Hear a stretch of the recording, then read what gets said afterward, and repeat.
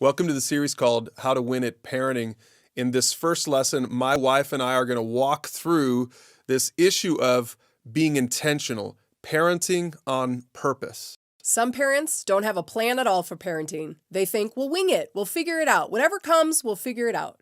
And then other parents are working really hard before their kids can even talk to get them in the right preschool, thinking about what's the right comp team, and just really kind of taking control and planning everything. Whichever type of parent you are, this lesson is for you. Let's start with the story of King David in the Old Testament. Now, you probably know the story of young David, the kid who slayed the giant with a slingshot and a few smooth stones. Well, he grew up to be a man. He grew up to be a warrior and a king. But here's the thing. David was the greatest king in the history of Israel, but he was a failure as a father. David famously won many military campaigns. In fact, when it came to war, it seemed like he was good at planning, but when it came to fatherhood, he was terrible at it. There's one example in the Old Testament where his son Amnon raped Amnon's half-sister Tamar, and then a couple years later, because David never disciplined Amnon, Amnon was killed by David's other son, Absalom. In a later story, Absalom's brother Adonijah plotted to take over David's throne, and here's what the Bible says about it. Now his father, King David, had never disciplined him at any time, even by asking, "Why are you doing that?" It's so interesting that passage says that he didn't even ever ask him. Not only did he not discipline his son, probably from a young age, and apparently this is just how David parented, but he didn't even ever ask him, "Why are you doing that? What are you thinking?" So the story of King David is a great reminder for us today. King David didn't fail on purpose as a parent. He failed because he didn't parent on purpose. If you parent without being intentional, you're going to get lost along the way. You're going to end up being reactive to things that are happening to your kids or around you. And you're not going to have a set course or a set goal in mind. You're going to be kind of lost, kind of like putting out fires everywhere you go. That gets exhausting as a parent.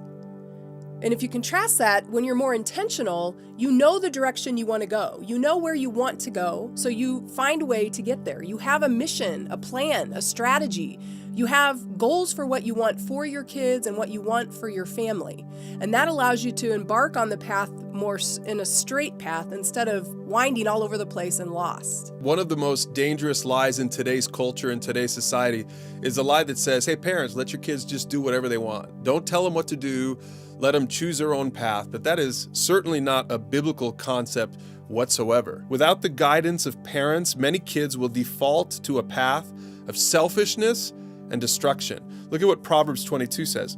"Train up a child in the way he should go, and even when he is old, he will not depart from it." So biblical parenting is based on the idea that there is a right way and there is a wrong way.